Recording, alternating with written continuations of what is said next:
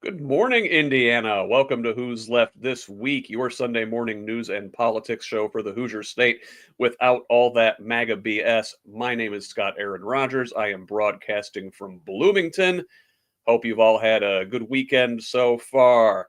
Today, we're going to talk about the U.S. news, go through the headlines, talk about our top stories of the week, dig into some of that Epstein scandal, which continues to plague the Trump administration, before we move on to our Indiana stories of the week. And then our one big thing is the new Superman movie, a pop culture sensation that is also drawing some controversy for being quote unquote super woke. Let's welcome our panelists in here today. First, faster than a speeding bullet, it's Tracie Martin. Hi. Thank you More so much powerful. for having me back, Scott. I'm excited to be here. Tracie, always love having you. It's a good time whenever you're here. More powerful than a locomotive, it's Dee Owens. Dee, welcome. Oh, Dee, you're on mute. We got a fumble right away. Well, there she is. Technology, yeah. I don't do too bad with technology for an old lady. Hello, Scott, Tracie, good to see you. Morning, Dee. And finally, he can leap over tall buildings in a single bound. It's Abdul-Hakim Shabazz. Welcome, sir. Actually, I can leap over my ego in a single bound. Now, that's a leap, my friend. Always good to be here. Good morning. Good morning, ladies. How you guys doing today? Hi. We're good. Thanks for being here, Abdul. Love to have you. And I called in Abdul special for this one because he's a big comic book guy. Show him your shirt. There it is. Man of Steel, right there. And also, I don't know if you guys can see it. I have the Superman tattoo here, but I realize black people getting tattoos is kind of like skywriting at night. So, good luck with that one. Oh, good stuff. All right, let us dig into this week's headlines. First thing I wanted to highlight: CBS is canceling Stephen Colbert's Late Show Thursday. They announced they will cancel the show in May. This comes amidst the backdrop of a looming merger between Paramount, CBS's parent company, and Skydance Media. This comes only days after the comedian called out Paramount for its $16 million settlement with Trump in the 60 Minutes case from earlier this year. The timing is extremely suspicious, to say the least. Also this week, Trump was diagnosed with chronic venous insufficiency, a condition that makes it difficult for blood to flow back up to the heart, causing it to pool in the lower limbs. He was looking pretty swollen last weekend. Additionally, there's some makeup on Trump's hands. They're saying it's from excessive handshaking. Sounds sus. I don't know what to trust out of that administration. Also, Trump is picking on Jerome Powell, the Fed chair. He says, I was surprised he was appointed, forgetting that he himself appointed Powell. He's using a over-budget renovation of the Fed building to pressure to pressure Powell, who he wants to lower interest rates. Also, Department of Defense signs a $200 million contract with Elon Musk's XAI 1 week after his Grok chatbot identified itself as Mecha Hitler. That's your taxpayer money right there. Also, Republicans are looking to pick up 5 extra seats in Texas by super gerrymandering their maps. Democrats in California and other states are potentially eyeballing counter gerrymandering to negate any pickups. Finally, in quick headlines, Venezuela has freed 10 Americans in exchange for more than 200 Venezuelans, whom the U.S. had sent to the El Salvador CCOT prison. Many of those folks were here on asylum cases and were deported anyway. Extremely disturbing stuff there. Anybody have any quick thoughts on our top headlines this week? Abdul, you're right below me. I'm going to start with you. Yeah, I have an issue with holding up the Fed chair, Jerome Powell, because the whole point of the Fed is to be an independent agency on its own. And I don't think what the president is saying is if you lower interest rates, you put more money in circulation, which in turn leads to more inflation, which is kind of what got Joe Biden sort of thrown out of office in the first place. So I don't understand who's doing the economic policy in the Trump administration these days, but I have no word. Let's put it this way. It's typical. Yes, noted economist Ron Vera. And if y'all don't get that reference, look that one up from a couple months ago. Tracie, did anything catch your eye in that rundown there? An unkind comment. I can't help it, dude. The fact that Trump has a disease that makes it difficult for blood to flow to his heart. I'm sorry. It's not kind to laugh at somebody else's misery, but straight Grinch shit. I think we all understand where the resonances are there. That's all I'm going to say. Yes, indeed. Dee, anything you wanted to say here? Yeah, I just want to say that, as Paul Harvey used to say, that the rest of the story behind the CBS Paramount deal is that it's going to be sold to something called Skydance. And Skydance is owned by a gigantic Trump donor. So the entire purpose is for them to take over CBS and begin to taint its news coverage in the direction that they want. That's one step in the, I guess, Project 2025 plan. Yeah. Independent, unswayed media is disappearing rapidly. Let's dig in deeper to our top stories this week, though, and man, this Epstein stuff will not go away. Dee, you flagged this one. Do you wanna lead this conversation here? What's going on with Trump Epstein this week? Actually, I don't want to lead any conversation about this, but it has to happen. Because, pay no attention to the man behind the curtain. If it walks like a duck and quacks like a duck and looks like a duck, it's a duck. And this has been going on for a long, long time. Epstein and Trump may have had a falling out. Does that dismiss everything that happened with all the young ladies before? Great New York Times article just yesterday about how Trump had a party at Mar-a-Lago for, what did he call them? Teenage contestants. And the only guest was Epstein. On and on and on. And this was all known. This is mostly not new information, but his voters chose to sweep it under the rug as opposed to paying attention to what actually was going on. And now, if I hear one more time, he's a monster, but fill in the blank, I'm going to scream, and you may hear me all the way up in NWI, Tracie, because it's crazy. Senator Durbin said that they had over 1,000 FBI agents at Department of Justice looking through all the papers that don't exist. Looking through all the papers to see how many, and flagging and earmarking where Trump is mentioned. It's crazy. They're doing the cover up. It's the whole thing. It's shit. Trump. Oh my God, he's everywhere.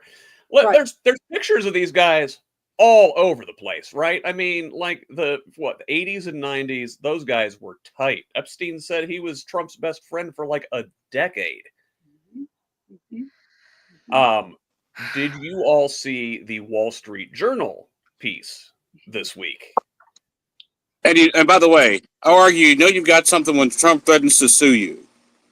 That is the first sign that the story has legs, and the story is probably true, because what Donald Trump does, he bullies people using the legal process and sort of weaponizing it. Like, hey, if you do this, I'm going to sue you. And people, either they're scared, don't have the resources to fight back. Jean Carroll did have the resources to fight back, which is why she won. But that's what Trump is notorious for, bullying people through the legal process. And as soon as he said, we're going to sue the Wall Street Journal, that's when I knew the story's got to be true. Yeah, and even quicker cue, Abdul, is if you hear the word hoax. That means pay no attention to the man behind the curtain automatically. Fake news. Fake news. Epstein, don't know the guy. Yep.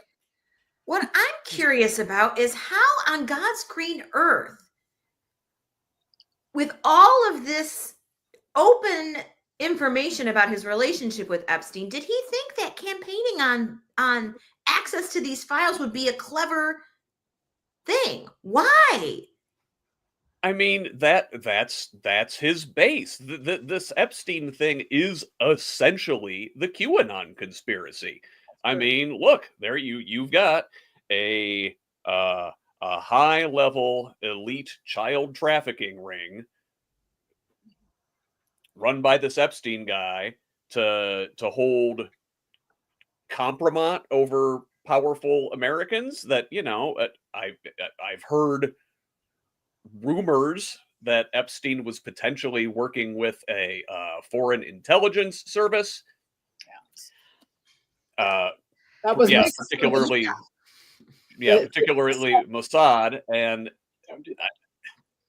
it's disturbing to think that, like, maybe some of that QAnon stuff, which we dismissed, it was all a mess, the whole Pizzagate thing. But, like, is Epstein the kernel of truth in that? Well, I would argue, remember, even a broken clock is right twice a day. So, for first and foremost. And number two, I think the problem with this one is you have sort of two sets of MAGA. I think the MAGA folks are sort of divided into two camps. You have we can't believe this guy is associated with a sexual predator, child sex trafficker, use the term of your choice. You know, the other MAGA people are like, no, this isn't true. Trump was our leader. Trump was our God. Trump is a sycophant. So I think from that perspective, it gets interesting, because now how do the MAGA people sort of deal with this whole issue of Trump and Epstein and, you know, sexual trafficking? Do you support the victims, or do you support Epstein? Yes, and they've been told for years, and this is why when you go and knock on a door and say, hi, I'm here, I'm a Democrat and I'm here, you almost get shot in some places, especially around where I live, because they've been taught that it's the Democrats that are the pedophiles and that are running the rings from Pizzagate on up and so forth. And they're having a total meltdown because of the cognitive dissonance. It doesn't fit that narrative. And so what are they to believe? I think maybe they don't even care if it's him, but it's what they have teethed on all this time, and QAnon came from. So yes.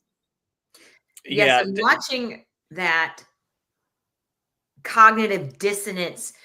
I've been waiting for the last, basically 16 years here now, since he's been dorking around, for the cognitive dissonance to start to crumble and crack. And nothing seems to have shaken it but this. And something else to think about, too, is we were having a conversation a couple weeks ago about sort of the psychology of the Trump supporter. Because someone asked him, doing the weight of so much evidence, so many issues, how can these people still support Donald Trump? It's like, easy. Trump has basically personalized politics. He's like, an attack on me is really an attack on you. You know, these elitists say that they don't want you, they don't want religion, they want blah, blah, blah. It's quote unquote, we're the real Americans.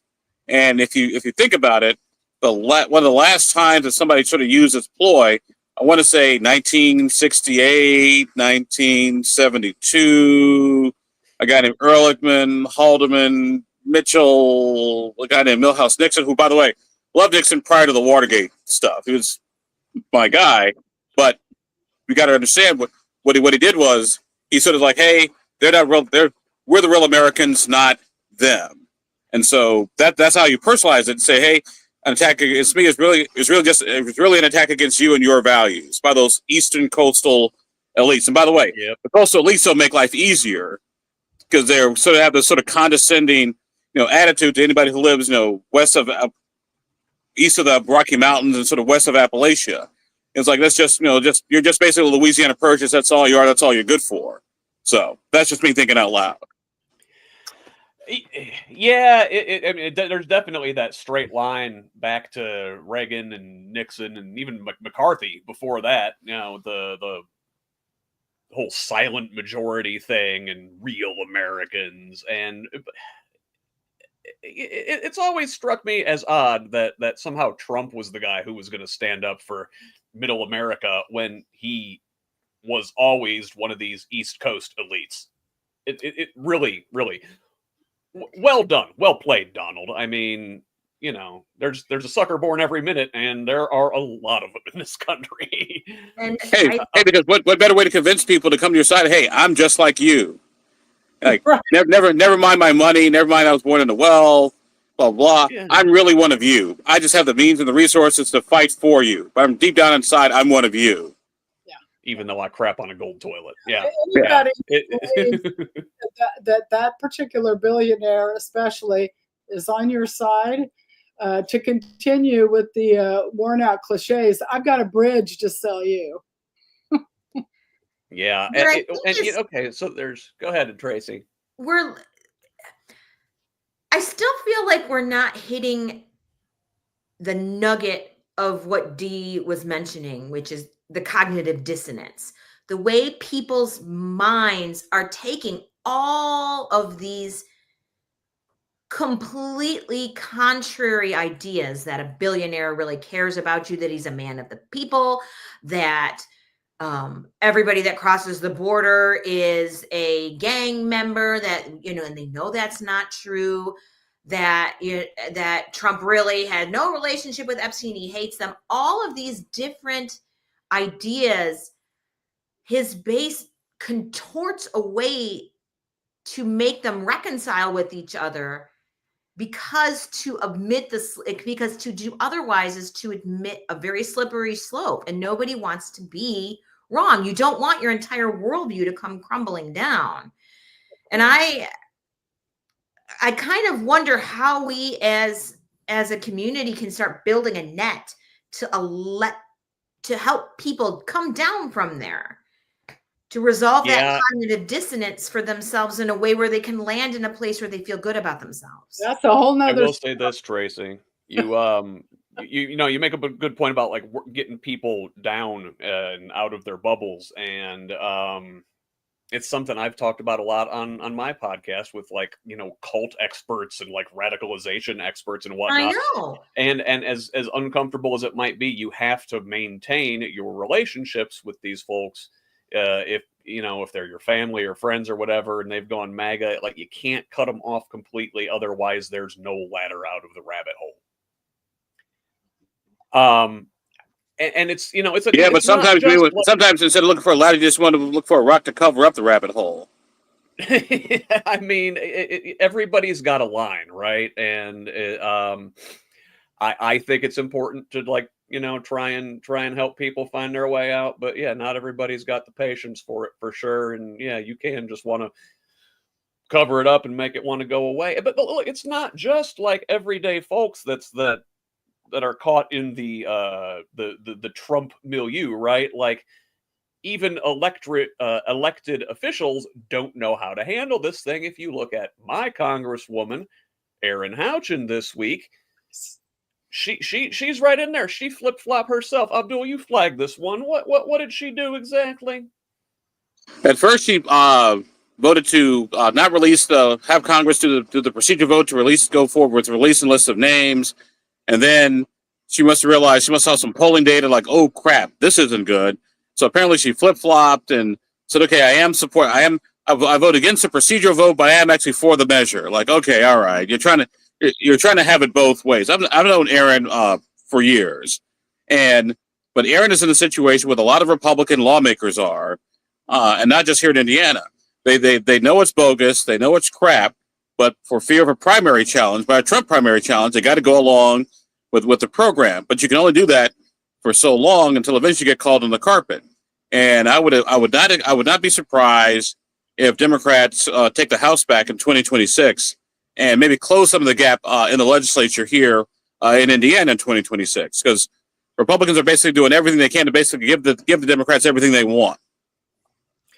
They are really stumbling into this thing. I mean, this is a complete own goal by Houchin, but she's so gerrymandered into her seat down here. I don't know if we can threaten her. Dee, you're active in politics in this district. Is Houchin vulnerable? Sure.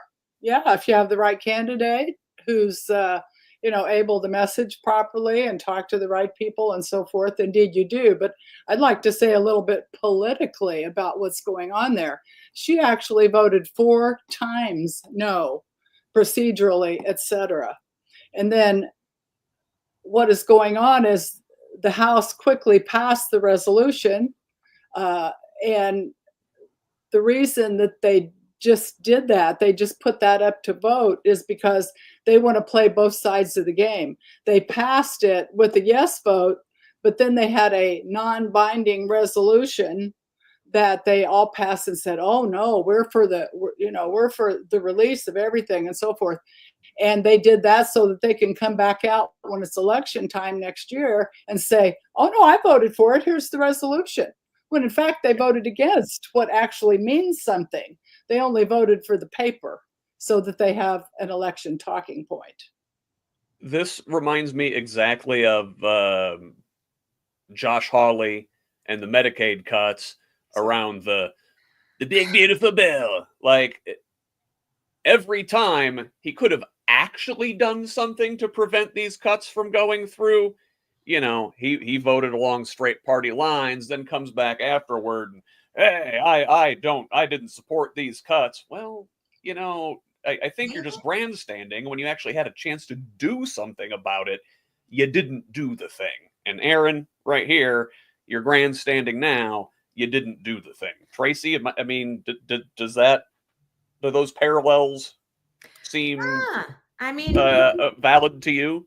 They seem absolutely valid to me. I mean, Josh Hawley is the ultimate grandstander. He didn't do shit. His favorite thing is to walk around with his fist raised in the air, wearing an overly tight suit.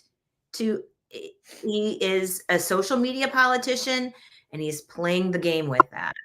And I'm not familiar with, as I'm familiar with how as you guys are, but I mean, the ads write themselves. She voted yes, she voted no, she voted yes, she voted no. I mean, if I were a Democrat in your district, I'd be like looking around in my Rolodex to figure out who we can start pressuring to start running on this now, because she is absolutely making herself vulnerable. Yeah. By the way, speaking of running, I just had to go back to the whole January 6th. I don't know if you ever saw the Benny Hill meme of Josh Hawley running up and down the hallways to the Benny Hill yakety sack. And I went to law school in Missouri, so I'm quite familiar with Mr. Hawley. So none of that surprises me at all. Really? Did you know him? Fortunately, no, I did not. Oh, lucky you. I knew Clark Haskell, but not Mr. Hawley. So, Tracie, while I got you up there, you flagged this one. The administration requested Congress go back and claw back money that they had already appropriated from several foreign aid endeavors, as well as public broadcasting. Do you want to fill us in on that? Oh, yeah, absolutely. I want to fill you on this, because clawing it back is the absolute perfect metaphor, because it's got this whole going on. And before I get into it, I just want to let's set the table here about what exactly they clawed back to help and put the American people first. Funding for public broadcasting, 70% of which goes to local stations around the world. The NPR is not depending on this. PBS is not depending on this. It's your local affiliates that are depending on this. The local affiliates that stay open and are still on the air when all the power goes out and you've got hurricanes coming or floods, or you're in a blizzard and you need emergency access to things. It takes a special sort of someone to hurt Big Bird and Elmo. I mean, you just keep that in mind. And these aid programs that they're talking about, We're talking about programs that are designed to combat infectious diseases, promote maternal health, providing emergency shelter and sanitation for people who are forced to flee their own country. I mean, I guess that's no surprise that he wouldn't consider that to be important. Things that are boasting democratic institutions in developing countries, humanitarian assistance, peacekeeping efforts, and here's my favorite, cutting funding to UNICEF. I mean, who picks on food and programs for kids and moms? So these are the kinds of things that Trump is so desperate to have back money for, these that have back in his hands, but we're not hearing anything about what they're choosing to do with these funds. Has he said anything about, where is this money going? How is this helping Americans? I didn't see anything, but I did see that a recent Harris poll found that most people aren't super happy for this. Most of them are very behind, in particular public radio. 66% of Americans support federal funding for public radio. The same percentage calling it a good value. 58% of these are Republicans, So the question is, what demographic is he? Who's clamoring for this? Who's asking for this? And why is Congress rolling over on it? I don't know. There's so much there, Tracie, and I kind of don't even know where to begin. It's like, right? Actually, let me make a comment about the public broadcasting part, because I find myself in an interesting position, actually being a broadcaster in one of my other million jobs, and had friends in Illinois and in Indiana who work for either the Illinois Public Broadcasting Association or the Indiana Public Broadcasting Association, and I've always kind of gone back and forth on this. Like, if I got to go hustle and sell advertising, I don't get a government subsidy, then why should my friends, who I love dearly, get the same thing? Now, with that said, if I were public broadcasting, you'd think it had a backup game plan. It's like, hey, what happens if they do cut our funding? Where do we go? Where do we sort of flip that switch to make this kind of happen? Now, my friends here in Indiana, they won't be out of business until the end of the year, so they got till December to make do, but at the same time, I think public broadcasting failed to have a backup plan. Like, what happens, if even though it may be remote, what do we do if we lose our federal funding? Now, I'll also argue this is, okay, if we're going to cut their federal funding, then they should be allowed to keep their not-for-profit status, but still sell advertising commercials the way everybody else does. Because if you look at it, they don't do commercials; they do quote unquote underwriting, which basically means we say, this presentation of Masterpiece Theater, Gilbert and Sullivan, the McConnell, was brought to you by a generous grant from the Ford Foundation. And then they'll show the Ford car, but they can't say the Ford car is the best car. I would say change the rules for them so they can do the exact same thing and keep their not-for-profit status. To me, that's the answer for public broadcast. But that's just me thinking out loud here. Yeah, I'm going to totally push back on a whole bunch of that right now. I work, of course, and I work, and I support. I work in an industry, and one of my many jobs that works very heavily with newspapers. The media landscape is fracturing across the board. Local media is not under necessarily attack, but just is struggling in every market across the nation. Those advertising dollars that you're talking about aren't saving anyone. And public radio has served, and public radio and public broadcasting, it doesn't just serve communities who need access to outside media. It provides platforms for local media that are rapidly vanishing across the media landscape. I mean, I know you know this, Abdul. You experienced this yourself. And changing the ability, PBS's and public broadcasting's ability to get around these non-advertising rules, I mean, that's been around forever. It's not being able to, and corporations have found a way to get their advertising on these platforms that are meaningful to them in ways that support their business and their branding already. Changing the rules so that they can say directly, we are run an ad isn't going to drive more dollars in a meaningful way.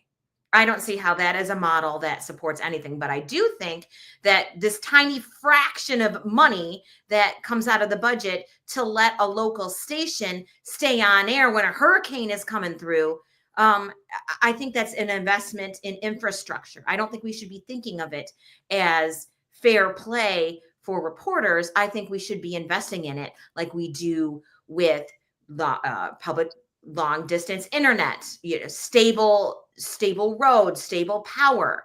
It should be a grid thing, like a utility.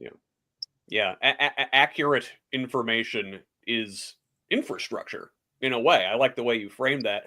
But I mean, Abdul has a point. Like PBS and NPR have been a boogeyman for the right for the longest time. They've always talked about doing this. And as disgusting as it is, there should be a backup plan. I'd like to think they have one. And by the way, just so we all know, I get very regularly and very frequently to WFIU in Bloomington. I love those guys. Listen to them every morning because I can't stand to listen to terrestrial radio here in Indianapolis for the most part. It's all the same stuff, even though I'm in traditional corporate radio. But I'm a big believer in public broadcasting, and I put my money where my mouth is and give to them every time they pledge. I'm usually the first person to pledge during the pledge week, so FYI. Or FIU and FYI. That doesn't surprise me in the slightest. What concerns me is and I get it, it's really easy for conservatives to be like, oh, woke Big Bird and it's a boogeyman.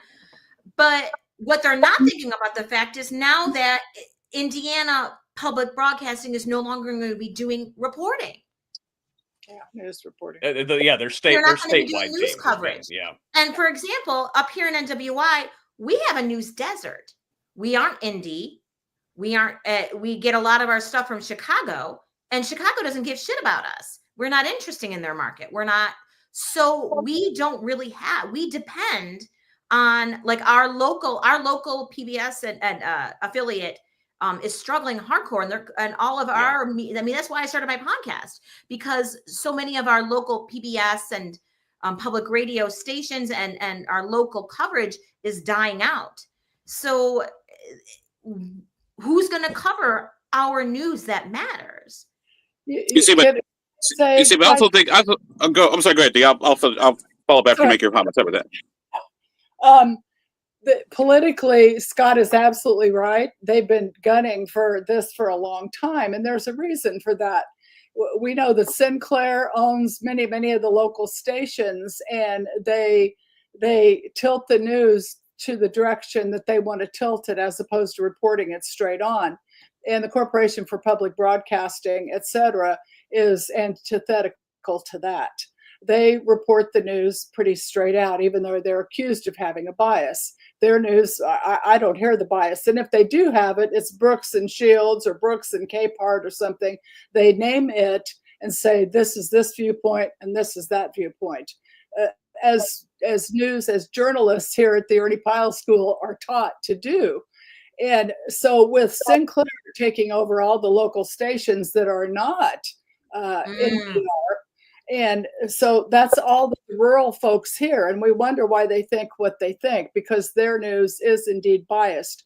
This is a long-standing, not conspiracy theory, this is a long-standing piece of their plan, and that is to take down all the local stations that are this way and then put the news in the way they want to hear it. That's all I'll say. Yeah, but my thing is this too. And this kind of goes to like this whole thing about public broadcasting. To a certain degree, I use my own situation. When I lost my full-time job back in 2011 due to budget cuts to WXNT Radio, I went and started my own news service, Indy Politics. We've been going pretty strong for like almost 15, 16 years now, and are one of the most influential news political websites, in the state of Indiana. When it was basically me and my laptop and my brother is what it was. They're like the Wright brothers. One day I'll show you guys the original Indie Politics screen. It's like the Wright brothers, building an airplane, in their bicycle shops. Like, oh my God, I can't believe that thing ever got off the ground. But I say, as a reminder that you're always sort of reinventing yourself and staying relevant, which is why I enjoy doing shows like this, because it helps me reach a broader, wider wider audience. Now, we have a moderate conservative editorial bent, but our news is pretty much straightforward, straight down the middle. And also, based on my news reputation, I can call the governor's office. I can call almost any state official except for Todd Rokita and, get the full scoop. For Todd Rokita, I just call the staff because they can't stand him either. Yeah, it's and I just want to second Abdul here. Yeah, I love indie politics. You do a great job there, and I use it every week when I am putting together my Indiana stories, for sure. And by the way, yeah, also thank ChatGTP and AI. They're like the best legal aid assistant clerks in the entire universe, but they're also tools. So just a reminder. Yeah. You don't want them to think for you. You want them to, help you do the grunt work. Oh, okay. We gotta move away from ChatGPT. I'm a novelist. I have very, very deep feelings about AI. I understand that. And you know what? We'll dig into the whole AI. We'll spend a whole half hour doing that sometime on our one big thing. And by the way, I say Yeah, I also say AI stands for Abdul Intelligence, just so we know. So there we go. Well, I don't know if I'd want to put my name on some of these AIs out here. You wind up endorsing Mecha Hitler that way. Oh my God. The last thing I did want to highlight here on the national story is something that sort of slipped under the radar this week, though, and it's called the Genius Act.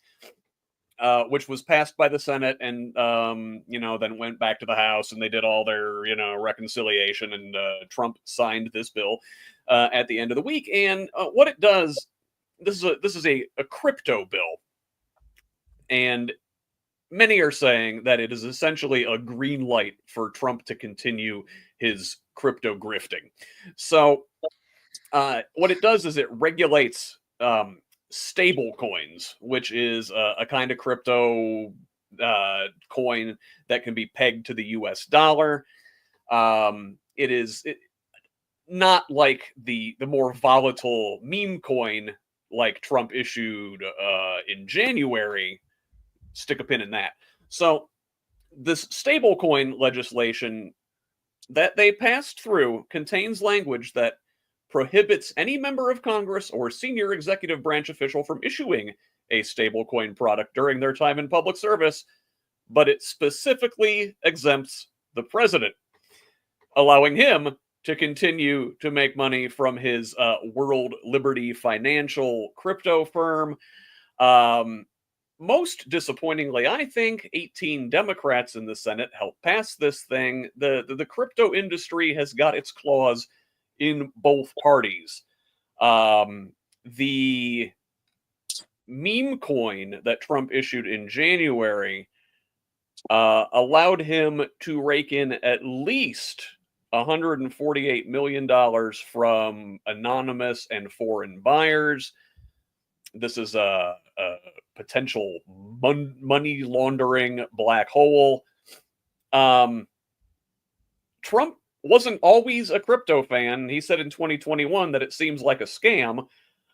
I happen to think he was right then, but then he discovered what a gold mine this is for Dummies? Nefarious purposes. Am I reading that wrong? Well, even worse is they are using our Federal Reserve money, our money to back this up. So when those fake dollars fail, then our tax dollars go to pick it up and pay for it. And that's big B, big S. You'd think Here's my thought on cryptocurrency. It reminds me of Federation credits from Star Trek. That's what it reminds me of. Oh my God. That's what it reminds me of, Federation credits. Like, okay, so what exactly is this? I mean, I understand. And I understand that, money is whatever money is whatever we determine it to be. I mean, I have my cigar ashtray over here. We determine my old cigars or now $100 bill. We can do that. However, bulbs, yeah.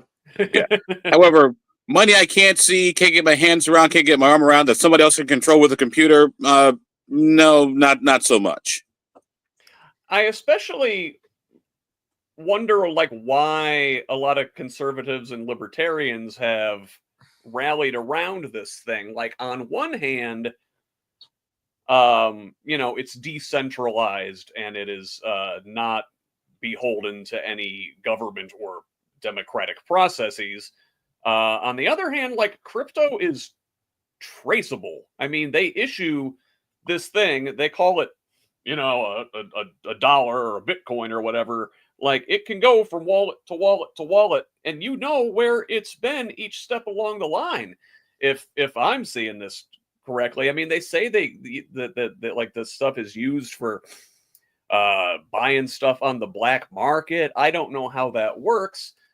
The whole crypto thing in general, kind of, I don't know. I can't really get my head around it. It definitely seems sketchy.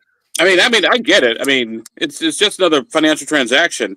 But I would argue, if you're a big believer in civil liberties and individual rights or individual personal freedom, the fact that your money can be traced, from start to finish, and it's not like, I can trade in for cash, like I'm going to the casino, spend $20, and that's it. I mean, I always tell people, think of your credit card purchases. If the government can track your credit card purchases, just imagine what they can do with cryptocurrency. Mm-hmm. Yeah, that's what I don't get. Abdul, do you identify as libertarian? Small L libertarian. I believe in fire. I believe in roads and bridges and fire departments. Right.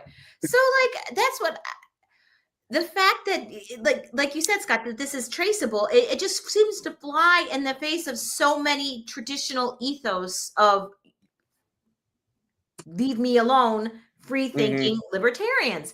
So why are they jumping on this? So crypto, when I hear the words crypto and meme coin and all that, I'm going to be honest, it makes me itchy. I find the whole concept ludicrous. And it feels like a shell game that's just about to explode. And the fact, Dee, that this is all news to me, the fact that, we're going to be on the hook with the Fed to cover these losses, you'd think that the mortgage crisis never happened. I mean, have we learned nothing?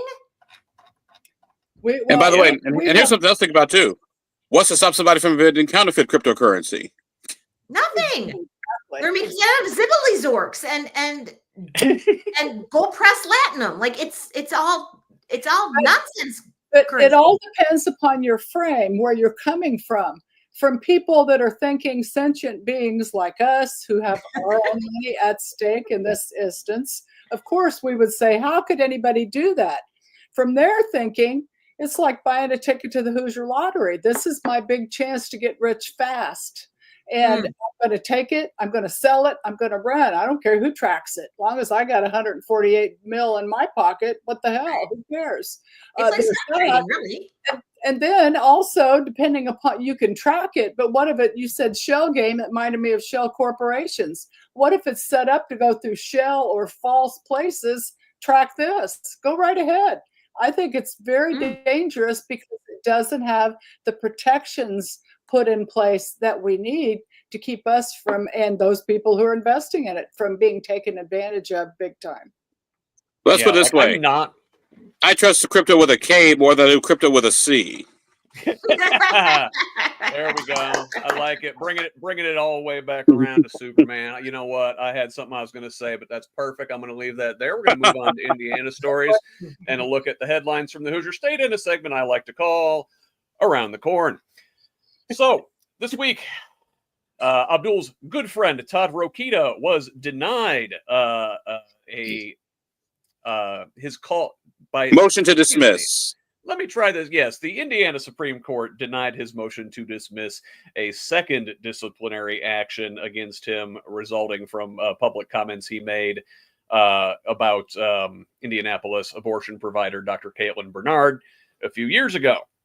Also in Indiana law, some far-right activists are suing the state Republican Party, claiming that the party leaders undermined the rights of delegates by making convention changes beyond their authority in both 22 and 24.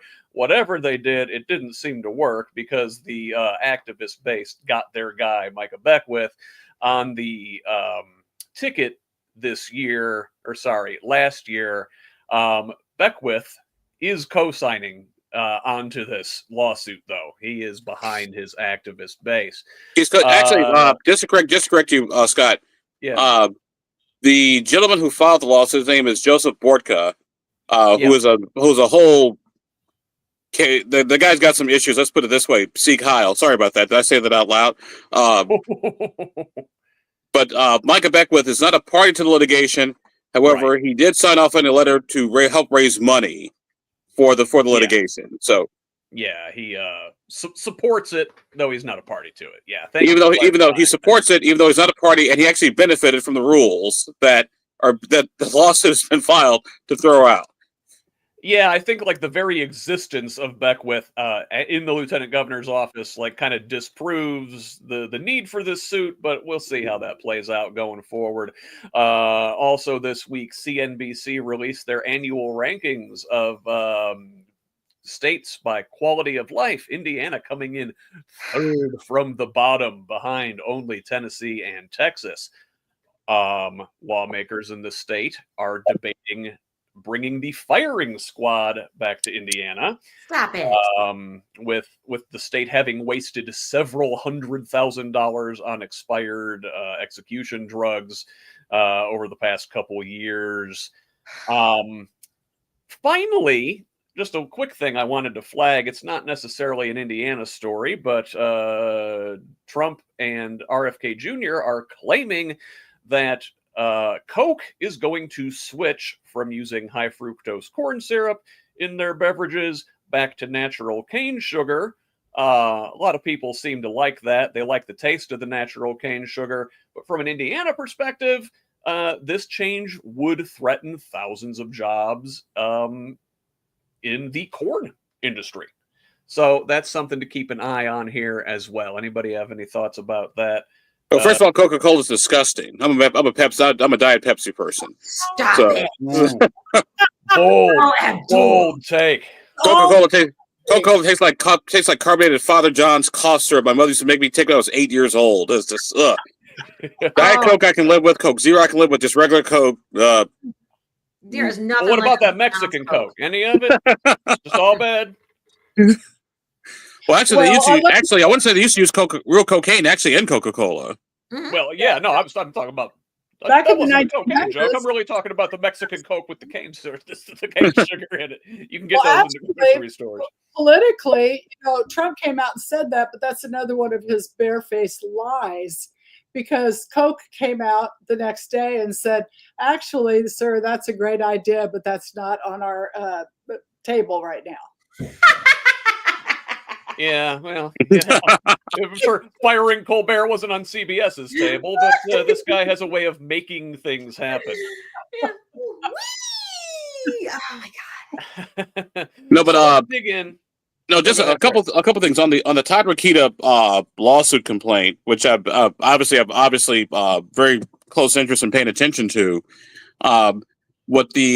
He filed his motion to dismiss, and if you read it, was like the ramblings of a lunatic. It's like reading a Lord of the Rings novel out of order, and and each part of the Lord of the Rings is in a different part of the book. So it was ridiculous. However, what I thought was the bigger issue was the fact that his motion to dismiss was denied, and it was denied unanimously by all 5 Supreme Court justices. Number one, and number two, I thought the other interesting bit of that story was how they're going to do the hearings, because normally just be one disciplinary hearing officer, and that would be it. What the court decided to do was go the route they used to discipline judges. So they have 3 hearing officers, one from northern, central, and southern Indiana. So this way, there's no question, no issue, and no whining if and when the results come back. Now, I frankly think that he's probably going to end up he'll have his law license suspended without automatic reinstatement, which basically means he can't be attorney general anymore because he has no law license. But that's just wishful thinking on my part. But I do think the court is going through extremely close, painful steps to make sure that that the Toddmeister gets his due process, which I'm firm believer, even though I think he's an asshole, even assholes are entitled to due process, and then take them out and hang them. Yeah. It's not a partisan thing, right? I mean, Rokita is being held to account by a very Republican Indiana Supreme Court. You know, they are not carrying water for him. Well, you So know, that's good to see. Question, Abdul. Okay, so I hate Todd Rokita too. Like everybody I know hates Todd Rokita, but you hate him in a very unique way, and I'm curious of like you hate him more than anybody I've heard. What's going on with that? This goes back to when he ran for the U.S. Senate, and the day that I think it was Susan Brooks was actually filing her petitions in the Secretary of State's office. He had a Barack Obama character walk around the State House in blackface, and I was like, dude, this is not cool. And from then on, that's when our relationship went south. And because I remember back in 2018, I was asked by the Indiana Debate Commission to moderate the U.S. Senate debate between Mike Braun, Todd Rokita, and Luke Messer.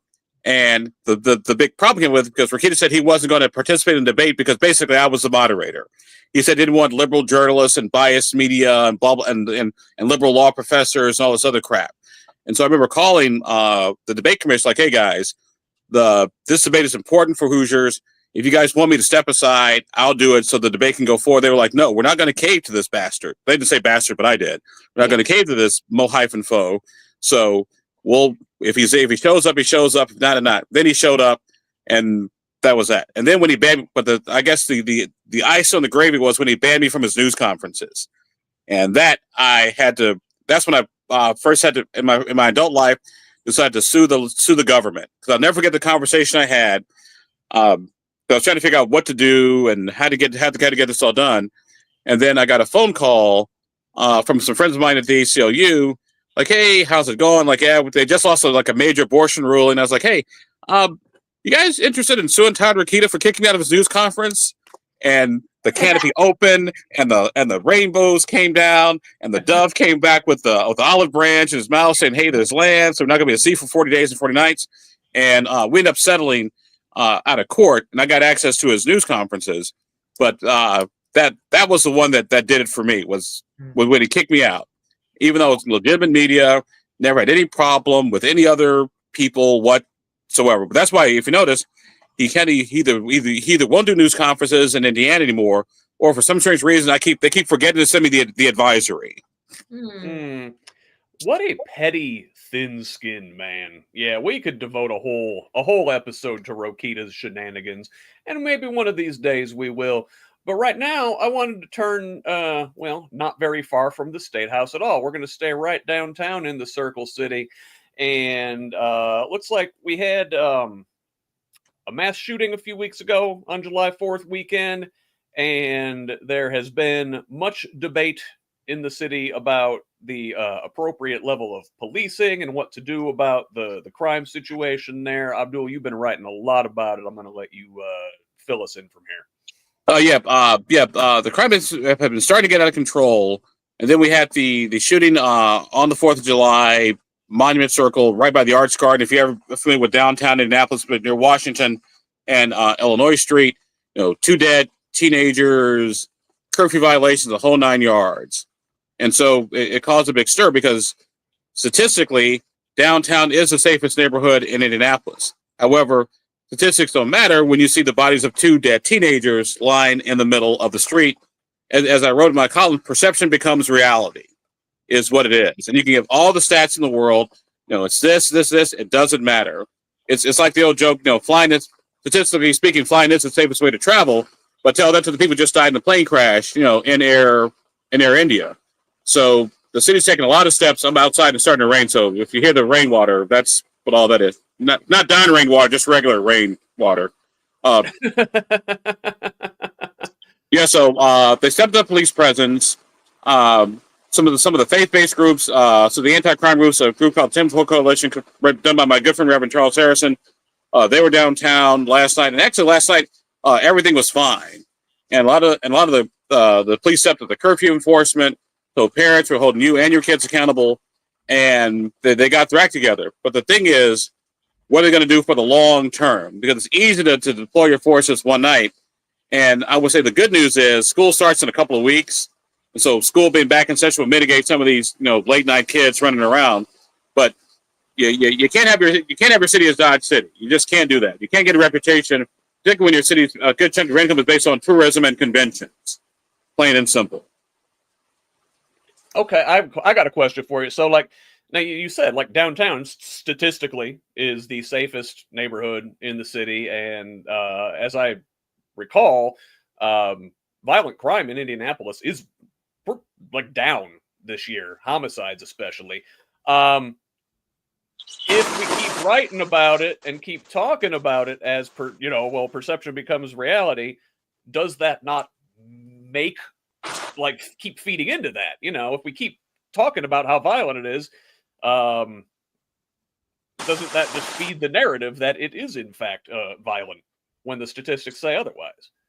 I think if you just report the murders without any sort of context, I think that's more the bigger concern, because we have a moral obligation, like, hey, to report this stuff, because if people don't want to come downtown because business will suffer, got homeless issues, potholes, the whole 9 yards.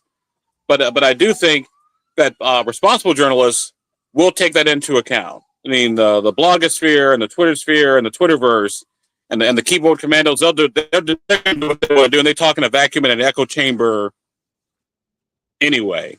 But when someone turns on the news at 6 o'clock at night and says, hey, there was a shooting in downtown Indianapolis, we're like, what the hell's going on down there? And I also think, too, that when the city doesn't respond accordingly and acknowledge, like, hey, folks, and it took them forever to admit that, hey, crime is down, but the perception is there, and we need to fix the perception. Somebody finally found Jesus late last week after what I wrote and said, hey, we need to address this. Like, you think?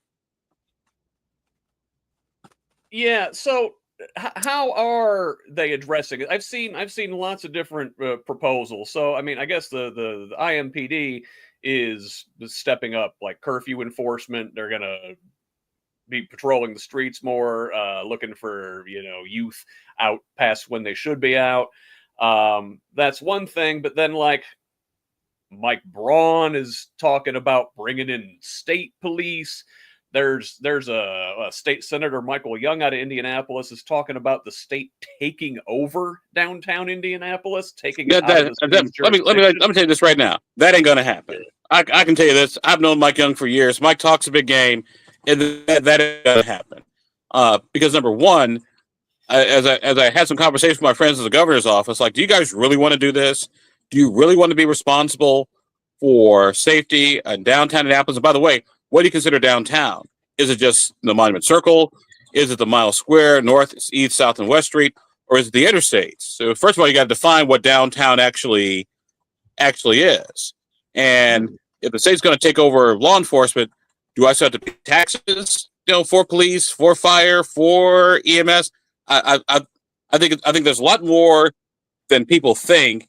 And instead of sort of doing these quick sound bites, that, hey, we're here to work with the city of Indianapolis, do what we can to keep it safe and secure, because the state does depend on Indianapolis for a lot of its revenue. That's why I remind my rural lawmaker friends, like, why should I care about Indianapolis? Because without Indianapolis, this place is called Wyoming. Without the natural scenery, thank you very much. Yeah. I worry that folks like Young, folks like Braun, the police talking about Indianapolis as, it's some sort of violent crime scene. What did Braun said? It's like shootout at OK Corral and stuff. I mean, these guys are fueling the perception that it is violent. Well, but I will say this, though. When we had the shooting of the two teenagers, that was kind of like the OK Corral. I mean, now, granted, it was also targeted, too, is what I found out. Because most of these shootings it's beefs, it's gangs, it's kids on social media getting into arguments, then having easier access to guns and firearms and the whole 9 yards. And also, too, I want to say a couple days ago, a buddy of mine who's a hot dog vendor, usually by the east side of the circle, he almost got into a fight with a homeless guy. Because the homeless guy was being aggressive and assertive. And then my buddy runs a comic book store, tried to intervene. Then one of the downtown violence interrupter people, it was just a mess. And it was symbolic of the issues and the concerns that are plaguing the downtown area. And luckily, my friends on the 27th floor of the mayor's office pulled their heads out of their butts, like, hey, we probably need to do something about this. Like, yeah, you think? This is going to sound really bad, but my running joke has always been, Had I been elected mayor a couple years ago, none of this would be happening right now. But that's just me thinking out loud. Well, there is look, something I kind of want to. Oh, I'm sorry. Go ahead, Dee. No, it's okay. Real fast, I think that from an overarching perspective, that fear is what is used to control people and so forth. I know, I've gone places and I've had Trumper people say, "Oh my God, you don't want to go there. It's not safe." Chicago. I said, "Are you kidding? I walked around the streets downtown Chicago at 4 o'clock in the morning. I don't have any problems. I mean, I might be an idiot for doing that, but that's not a problem." And I just don't understand what the long game is with raising the fear there, because as you said, Abdul, if people stop coming to Indianapolis, then the state starts losing revenue, and that's not real smart. It plays into the traditional narrative of liberal cities versus rural communities, and it serves their purposes. They just don't have long games. I think that's part of the problem when we try to ascribe motivation or rational thinking to MAGA-fied Republic elected officials. They don't really think long game. They just react to with whatever meat is available to them at the moment. And if I Tracy, I have a conversation with a rural lawmaker who've known each other for years. He's like, "Abdul, I don't feel safe in Indianapolis. Well, to be honest with you, I don't feel safe walking the streets in your town either, for obvious reasons. Number one, and number two, here I may get shot, but in your neighborhood, I don't know where the meth lab is. Thank you very much." Yeah. All God's municipalities got problems, but I think we always want to treat these things with more police, more incarceration, and take care of stuff after incidents happen, and we don't want to invest upstream in social services and poverty relief and gun control. Thank you. Kids are going to be dumb. Especially young men are going to be dumb no matter where they are. If there's guns everywhere, then dumb can turn deadly. You see, but I don't think gun control would have addressed this issue. And I'm not necessarily an NRA person, but if I can buy a gun, say, in an alley, or the gun stolen from someone's house, I buy it from them. Gun control isn't really going to make that much of a difference. I mean, I do believe though that if you taking a comprehensive approach to crime, it's weed and see. If I see you on the corner bleeding, I'm gonna ask you, "So what did you have for breakfast this morning?" You need to stop the bleeding first, and then get you on the right regimen, right program to take care of your health. But to automatically eliminate all guns, it's not gonna do anything. People just start killing each other with sticks and knives. Unfortunately, guns are part of our culture. They've been part of our culture from day one. They're going to be part of our culture until the very end. They are a part of our culture, but what you're saying defies a certain sort of logic. If there are less weapons available, they won't be there to be used. And it's a lot harder to kill somebody with a stick and a knife than it is to take a semi-automatic weapon and plow it across the field of people, or a handgun. One of those is far more deadly. One of those is able to be shot from across a distance, ensuring that the other person feels a sense of safety. And they're far more likely to be used. And all of these issues that Republicans have traditionally used to address violence that is gun violence, blaming parents for being inattentive, applying curfews, criminalizing kids and saying they're not filing responsibilities.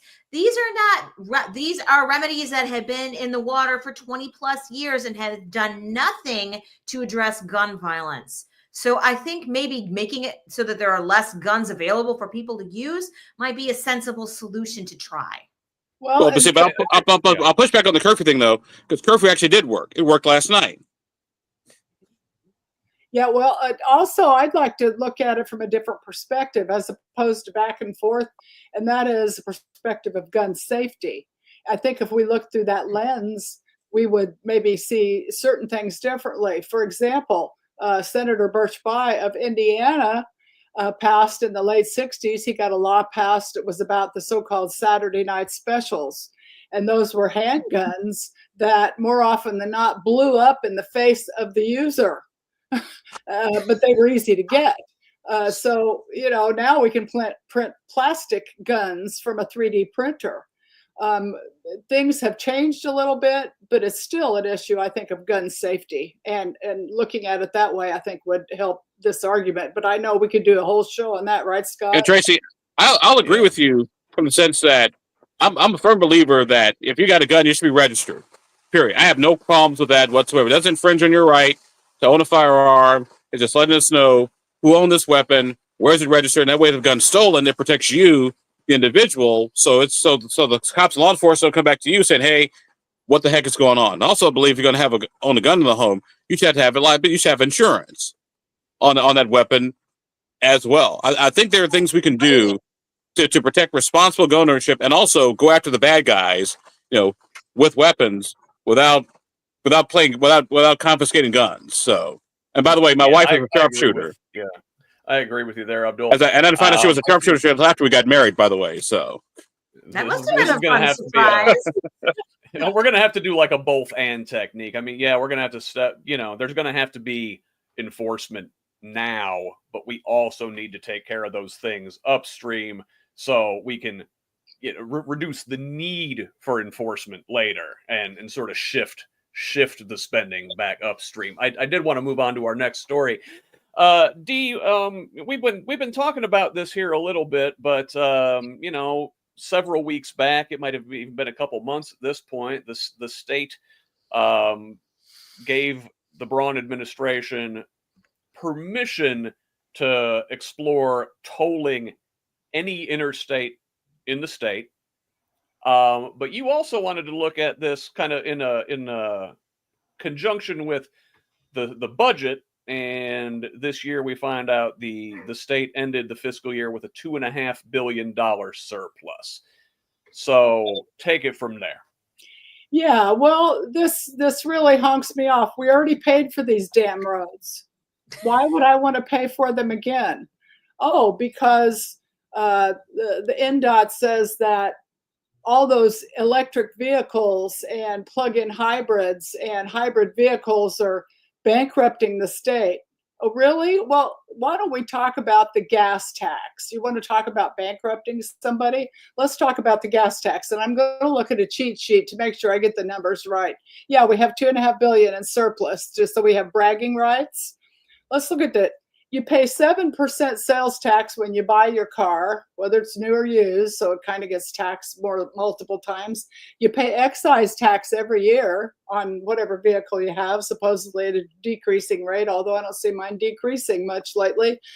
Every time you gas up, you pay the following: 0.1 cent of oil inspection fee, whatever that is.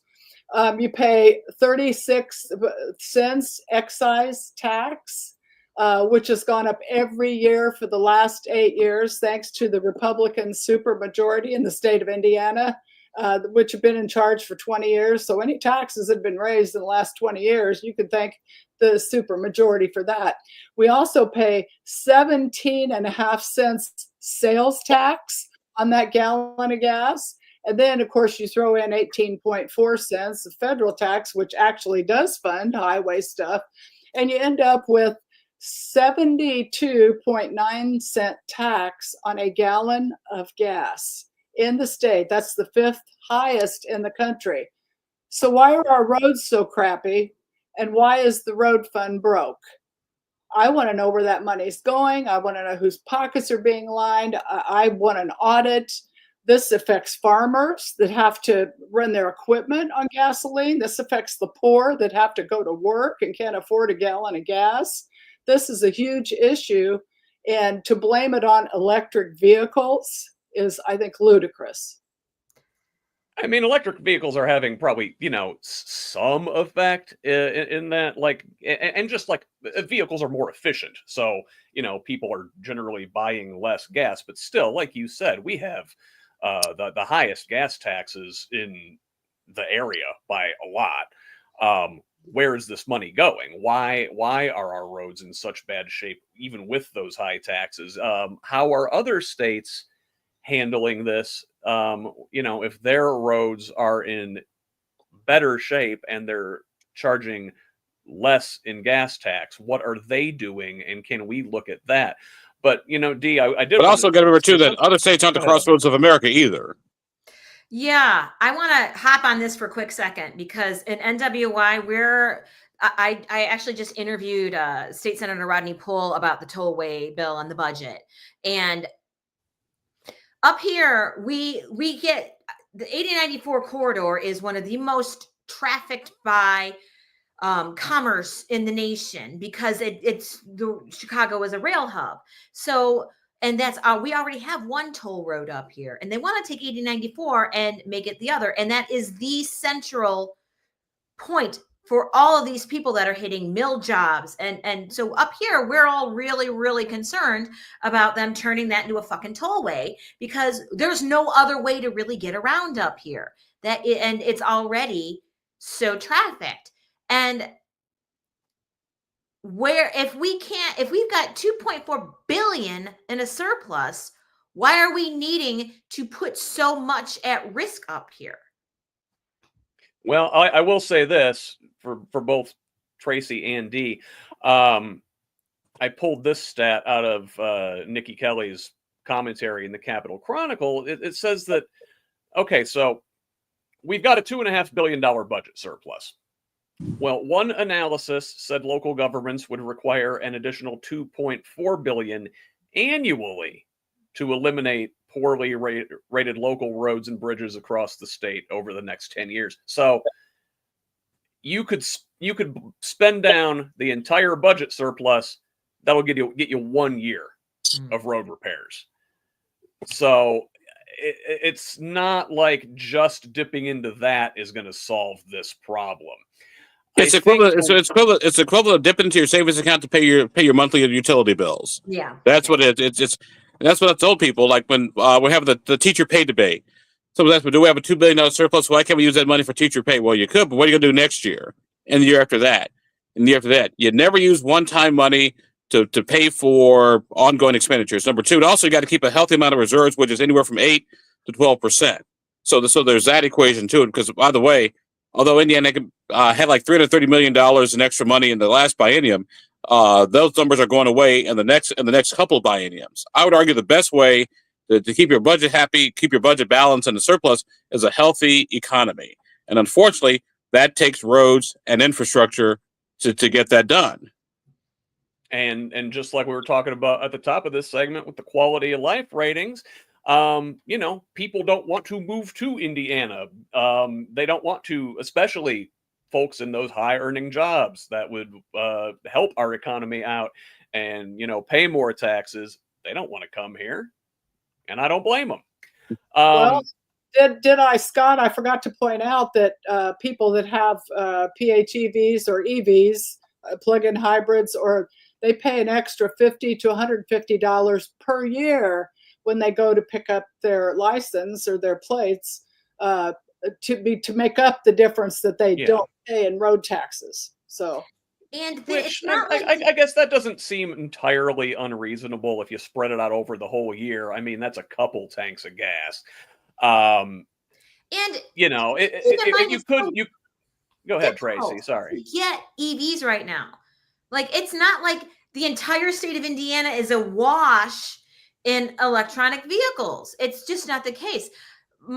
I know this because we just tried to buy a hybrid and it took forever to get it because they don't have enough cars to go around.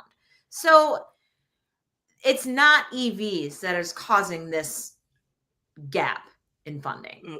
So Tracie, you have to pick up the phone and call Elon Musk and say, "Hey, I need a Tesla." No, I'm not going to do that. No, I don't want to some of the folks in the state government are saying it's precisely because we're the crossroads of America, like Abdul says, that we get a lot of folks from out of state coming through here. They don't stop and contribute to the economy. They just come in, tear up our roads, and leave. is there a way to, I don't know, toll out of state vehicles? I mean, that's like, I was in Oklahoma several months ago, and you don't have to stop at any toll booths or anything. They just capture your license plate and send you a bill.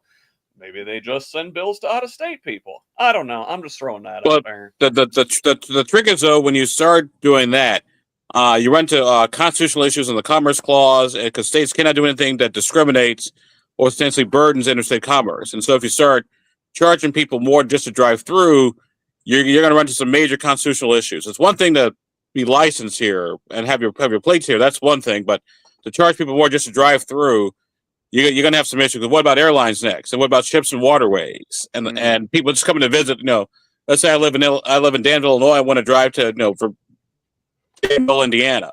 Do I got to pay every time I travel back and forth? Or if you're Fort Wayne or Cincinnati or my friends in the region, people driving back and forth to work. So you got to be very careful of that part of the equation.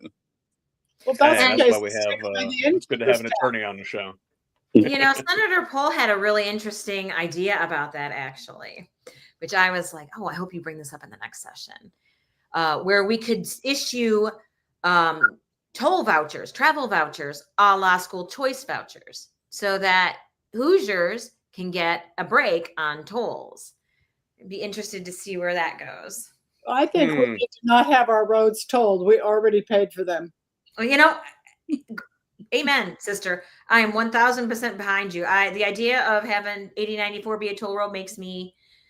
I would rather us invest in a specific toll which we've been trying to get up off the ground here forever, which is a bypass, so that 8094 becomes an open road that's not covered with trucks all over the place, and it becomes a shipping corridor, which all major shipping trucks are required to take. But that seems to me we could capture tolls there. We would improve air quality up here. We would improve traffic fatalities. But you keep running into NIMBYism with that one. Sorry, I'm digressing. Yeah, a lot going on. I do want to go ahead and move on, Tracie. This is one you wanted to bring up. So we've been following this here for the last couple weeks. That there's been this church in Indianapolis called the Sure Foundation Baptist Church, and they are openly calling for violence against the LGBTQ community. And then you also had an incident up in the region recently where a church up there was up to some funny business. You want to tell us about that? I do. This particular topic is very near and dear to my heart. I am the parent of a gay trans teen. And we recently, this just exploded up here in the last couple of weeks. There's a local teen here. He was removed from his leadership role at Bethel Church, which is a very well-known mega church in Crown Point. And he was removed about a year and a half ago after he came out to his parents, and the church leadership discovered that he was gay. The whole family then, left the church, of course, and they found a new church home. And a year and a half later, this kid had signed up for a well-known Christian summer camp. That Christian summer camp distributes lists of attendees to local church administrators, so everybody knows who's going and they can connect. And one of the administration at Bethel Church got this list, saw Bryce's name on it, and then decided to out this kid to the summer camp, who then kicked him out of the summer camp. Now, his parents, this came to we all were like, I don't know why this should have shocked the community, but it really did, because it was just so egregiously cruel, I guess. And it got a lot of coverage, and the church is not really backing down. They issued a very mealy-mouthed statement about, we love everybody, but, marriage is between a man and a woman. None of it addressed why they felt it necessary to out this kid to this summer camp. The summer camp isn't really commenting, but some of the statements they have been making make it very clear that they were concerned that this kid would then infect the other kids with his gayness. It's an extremely disturbing story. not only because of the fact that it's just performatively cruel, but they violated so much trust and privacy issues for this kid. And they really don't have, there's no mechanism to hold them accountable other than public outrage. I spoke to several different LGBTQ plus affirming clergy for a series that we're doing on this topic on Blue by the Lake. And they all affirmed that they are not A, surprised by this, or B, have any sense of how any church could be held accountable for these actions.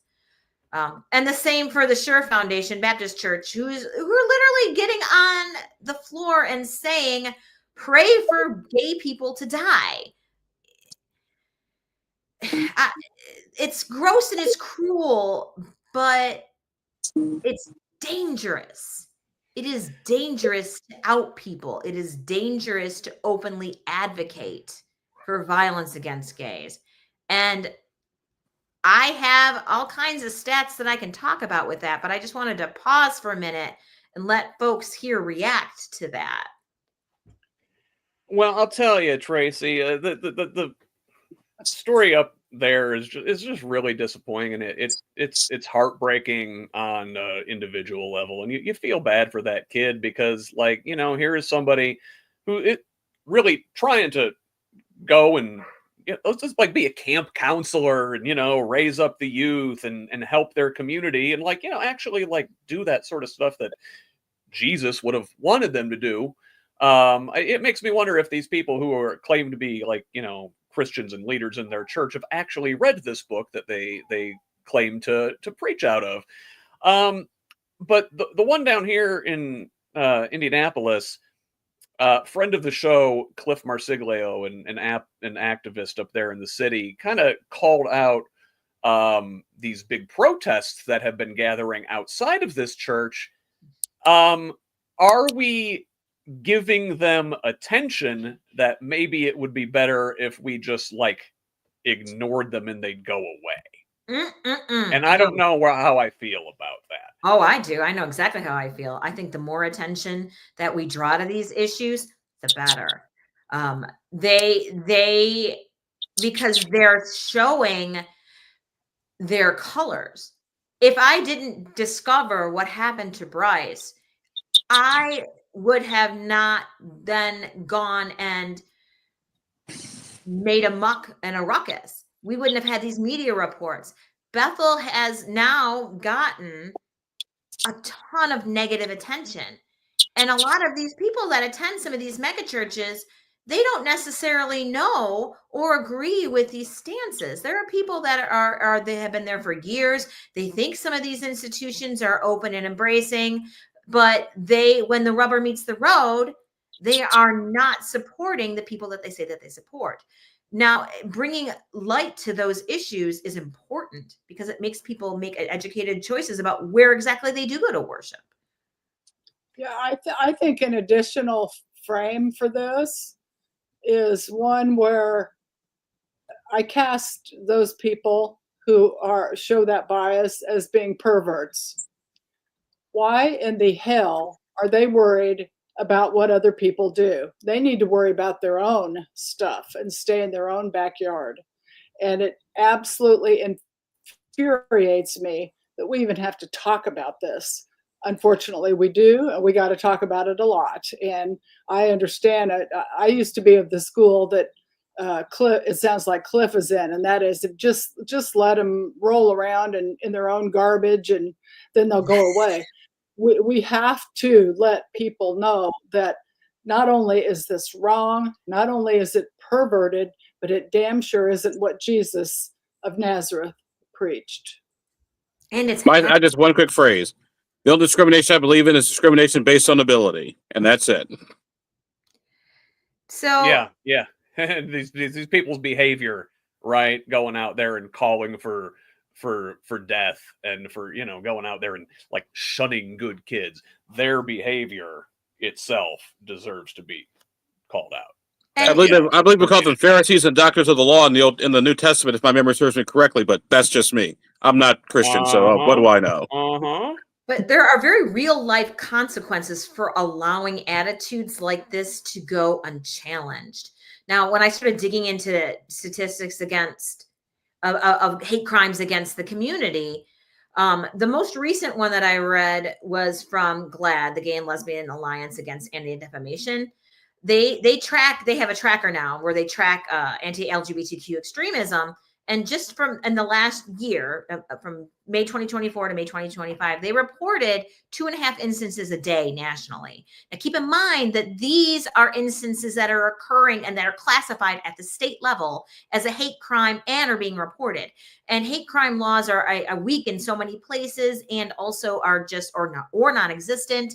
And they're so different. Like, to actually meet the high bar of that threshold to be quantified in that way, imagine what's not happening there. And when the FBI has a crime study that they do every year, and the latest one that we have data for that was analyzed is 2022-23, LGBT people are 5 times more likely to be a victim of violent crime and 9 times more likely to be a victim of hate crime. So even, can you imagine what those are like now that they've got an administration that have given them all a green light and a blank check to be as nasty as they want to be? So there are consequences, real world consequences when you out a kid. That kid could be attacked at school. He could be attacked on the street. If you're going on a pulpit and you're telling your people, pray for people to die, they are getting a permission from you directly to go out and make that happen. So, yeah, I think that is stochastic terrorism and should be charged as such. I agree with that. The term hate churches, that is a contradiction in terms right there. Churches are supposed to preach love, not hate. You mentioned GLAAD. I've had the president of GLAAD stay at my house, and he is a minister in a large church in Boston. So not all of them are like these people. No, they're not. They need until they go away. So I interviewed 3 different LGBTQ clergy, and they're from traditional Christian denominations, and it was eye-opening.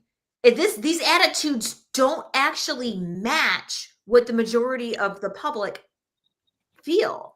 So GLAAD's recent study, they found that 90% of non-LGBTQ Americans believe the community deserves to live free from violence and discrimination. 3 in 4 of non-LGBTQ adults support equal rights for LGBTQ people. So, I mean, this tells you a little bit, if this is what Americans feel, doesn't it give you a little pause about how is this new cohort going to behave? Because they're a small minority, but they are able to do whatever they want. It scares me. Yeah, these Christian nationalists are a distinct minority, but they are very loud and they have a big platform. I did want to get into our last story here in Indiana. Speaking of Christian nationalists, Defense Secretary Pete Hegseth confirmed in a July 15th letter to congressional members that they are going to use Camp Atterbury here in Indiana, as well as Joint Base McGuire-Dix Lakehurst in New Jersey, for, quote, temporary use by the Department of Homeland Security to house illegal aliens.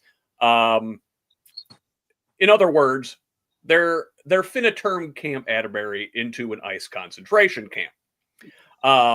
Perhaps, fortunately, at least this one is made of permanent structures and not a tent in a swamp. But either way, this doesn't look good.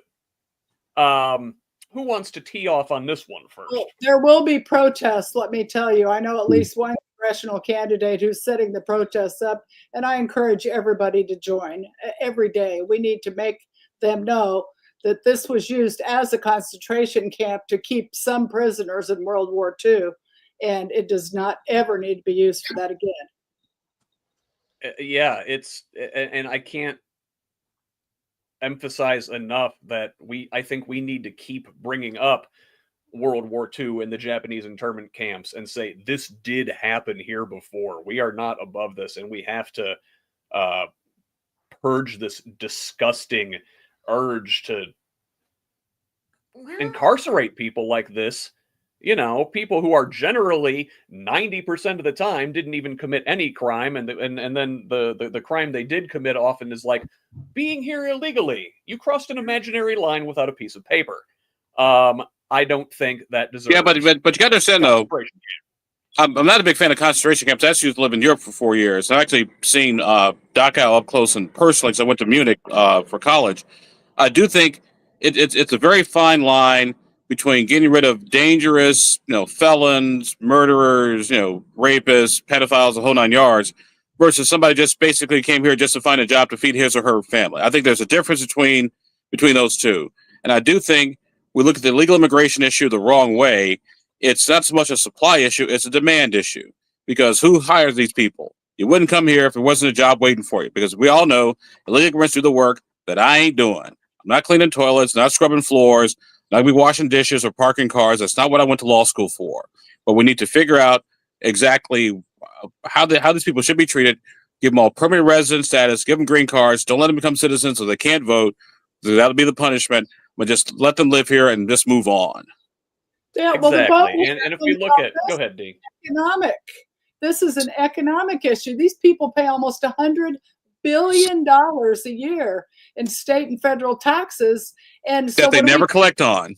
Right, they don't collect on because they're not qualified. And so what do? Then we spend $1 jillion to incarcerate them, meaning that we don't get the taxation that they were getting from the jobs they had. We don't get the damn tomatoes from Florida because nobody wants to pick them, or they might have to go to who knows where. It's asinine on every level, economic, personally, etc. It just has to stop. But that's a whole nother show too, right, Scott?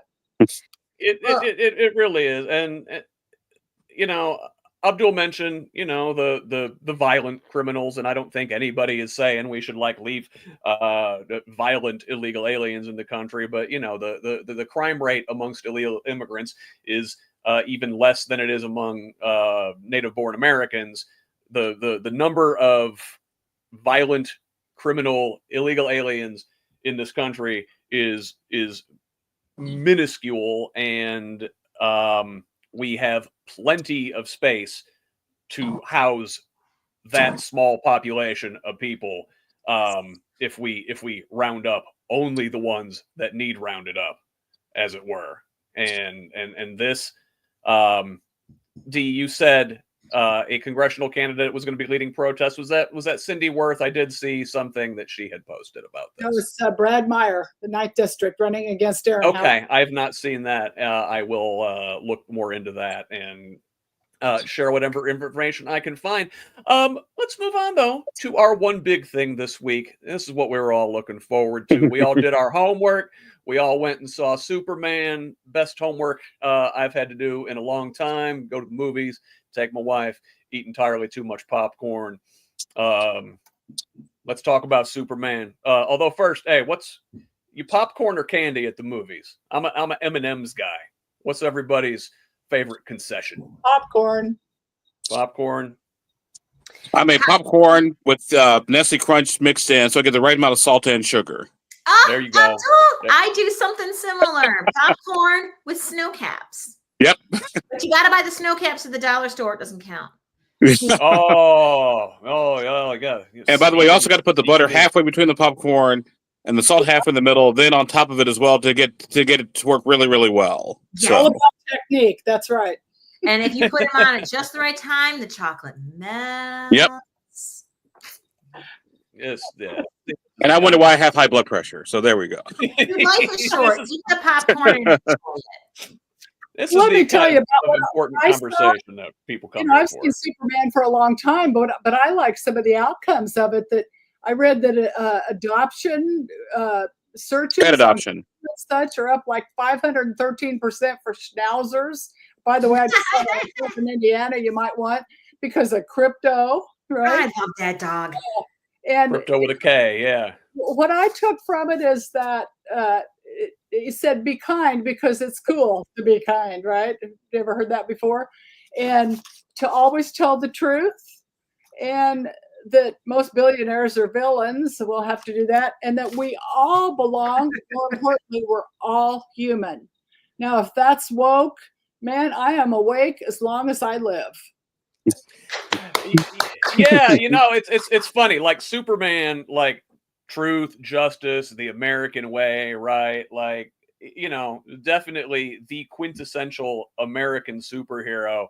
And you would think the right would be all kinds of behind that, but like Fox News was freaking out. Well, there was one thing. So There was actually one people said that Superman was an illegal alien. Like, well, technically he's not, because under American law, if your home country ceases to exist, even though you came here legally, you get automatic citizenship.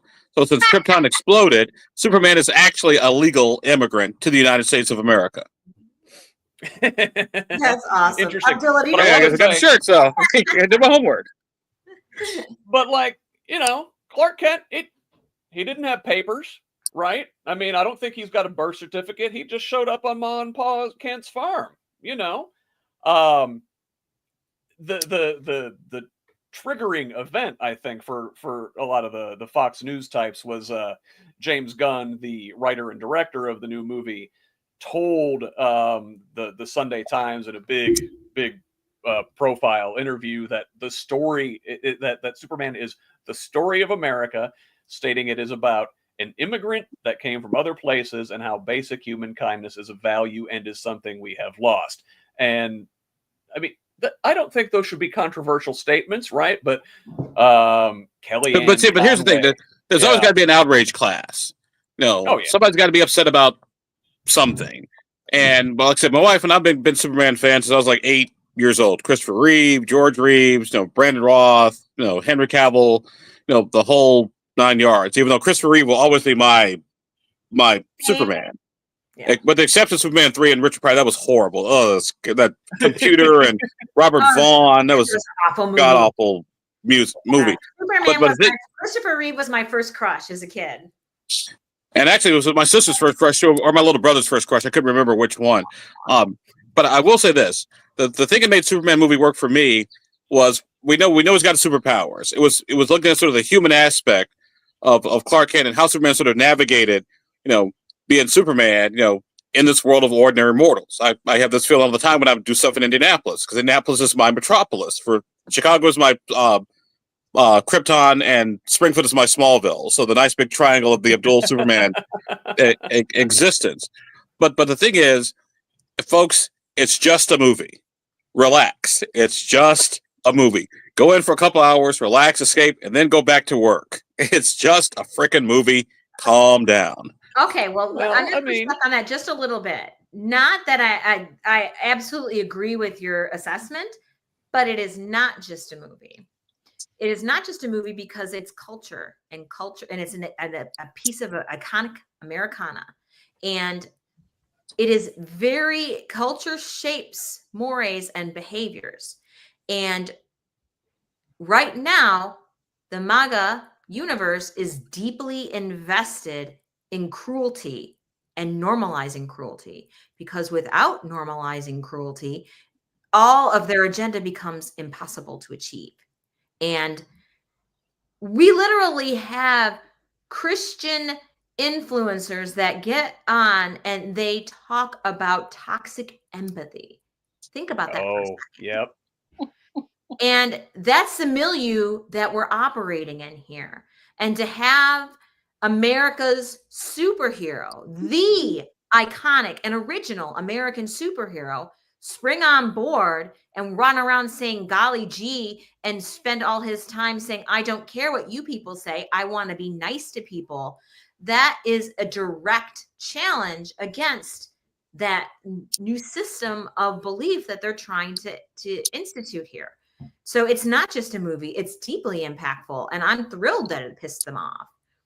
Yeah, it's also about to make $1 billion too worldwide. So yeah, it had a great opening weekend, $125 million here over the 3-day weekend last week. Probably gonna do similar numbers this weekend.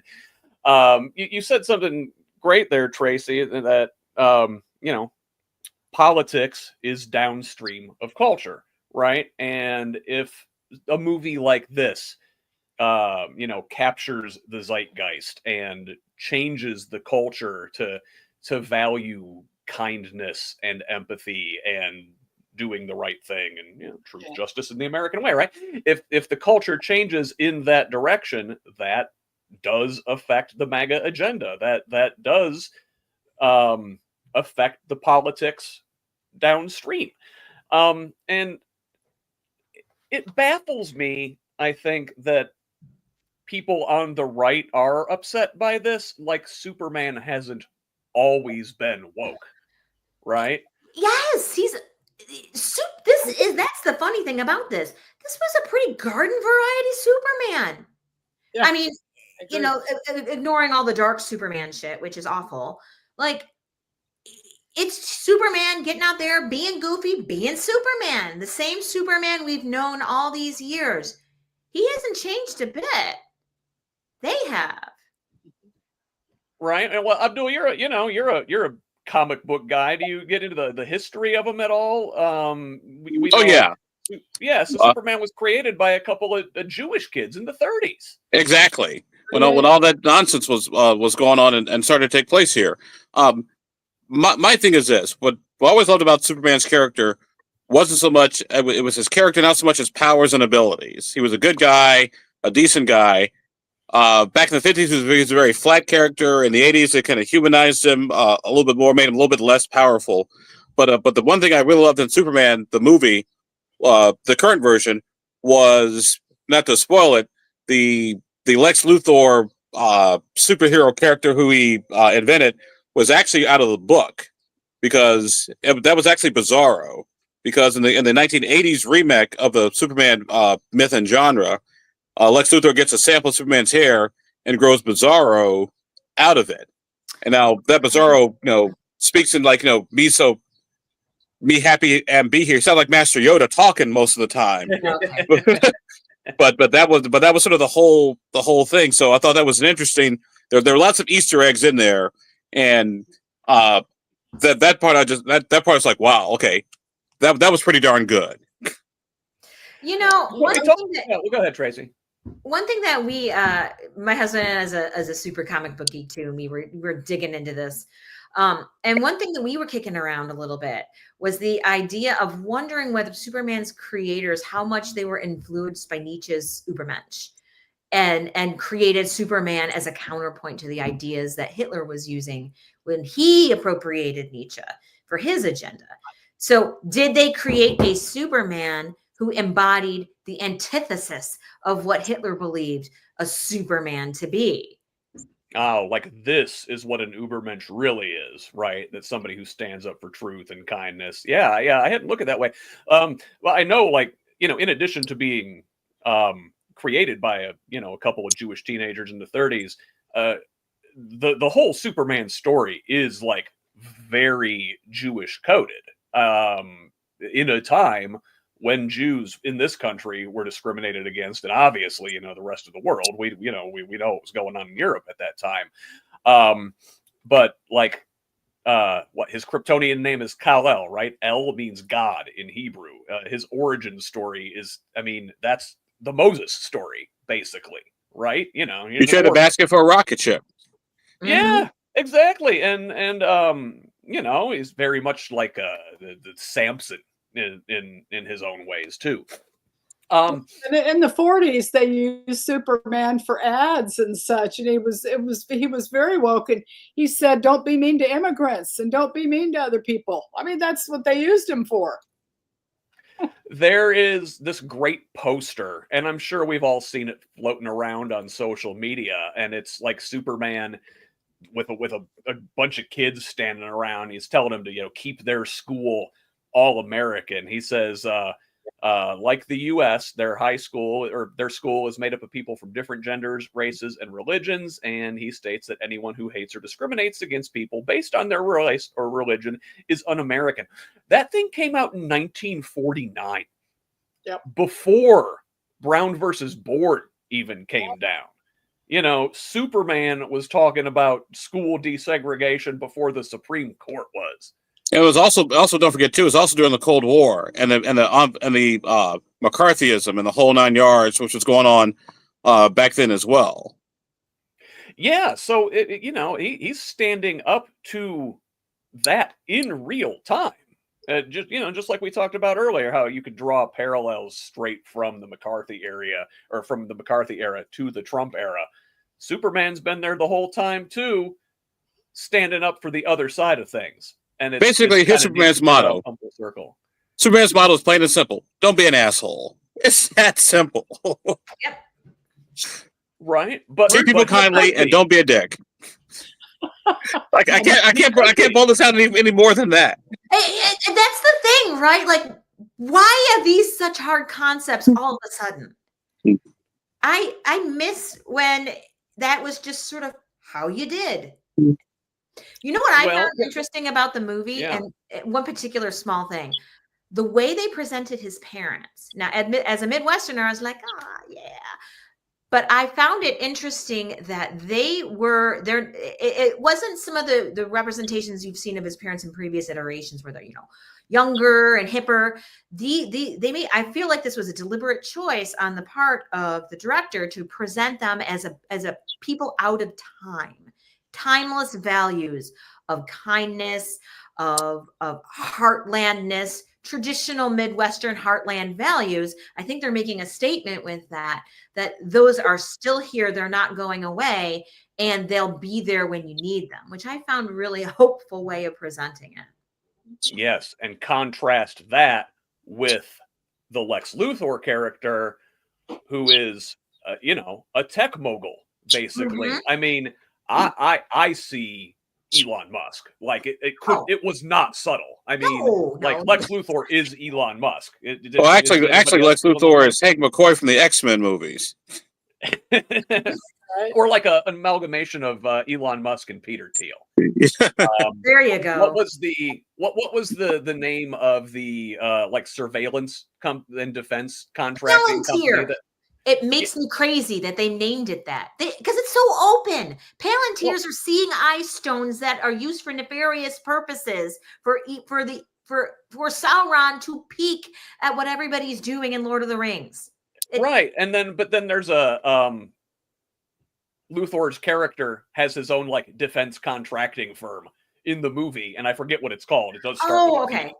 And it's like, oh my God, they're talking about Palantir. Yeah. But the one issue I had with the movie, and it had nothing to do with the storyline of the themes, was about halfway through when the buildings are kind of falling down like dominoes. No one asked what happened to Clark Kent. Yeah. Like, is Clark okay? Is he fine? Is he dead or alive? It's like, oh yeah, we'll get to him later. It's like, hey, but that was just my one. That's why I gave it an 8 out of 10 because of the Clark Kent thing. So.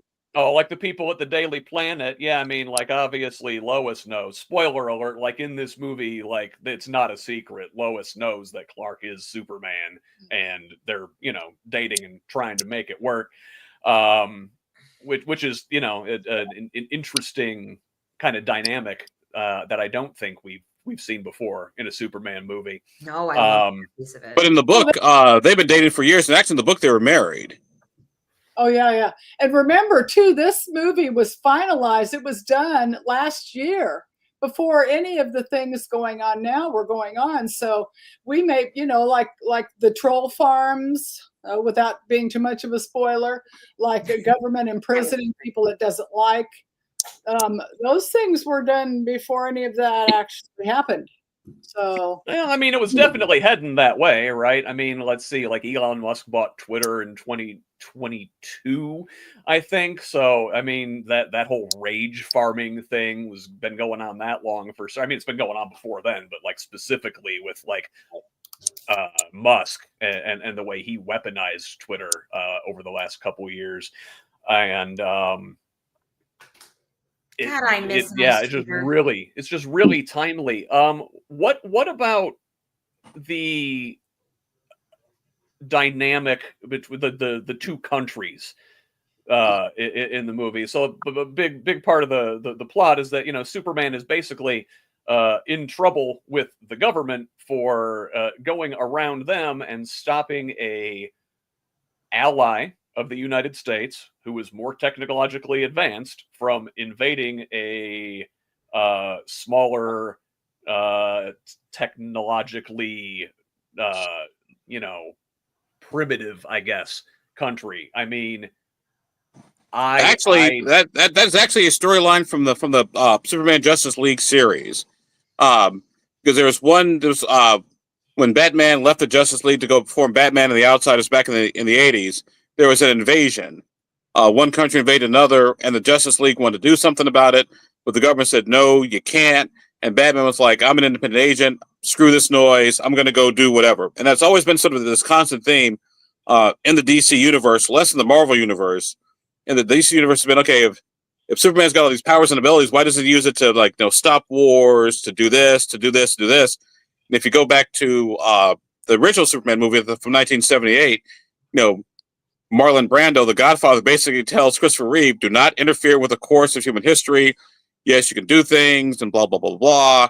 And then said, he can rule them like a god, and which I thought was the other part, an interesting movie too. You didn't hear the whole message from his parents, so that even Jor-El and Lara were flawed individuals, but Superman rose above his station to see humanity as this thing worth saving, or at least half of humanity anyway. Even if Jor-El were actually Bradley Cooper, gotta love that. Hey, I didn't know that. I didn't catch that. That's awesome. Yeah. Was that missed part of the message thing canon? Not necessarily. I mean, the next part of the message was in the book. Like I said, it depends on which iteration of Superman you're looking at. Whether it's the rocket ship lands or the Green Crystal Superman and Marlon Brando.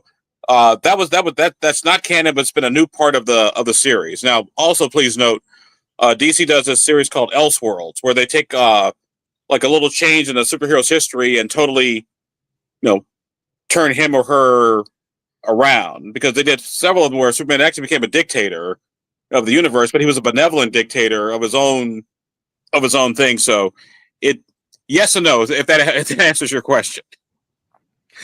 I mean, did anybody else think that I forget the name of the countries, but I couldn't help but seeing Israel and Palestine there.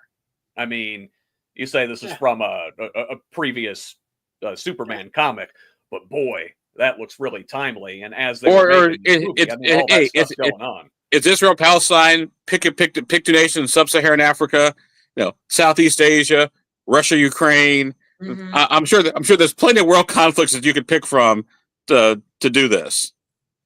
Yeah. Hey, look at Indianapolis and Beach Grove. I mean, yeah. Between the technological disparities, I thought the bad guy from the bigger country was very Netanyahu coded. And the corrupt dealings of that dictator with tech moguls. Well, and also surveillance state. Yeah.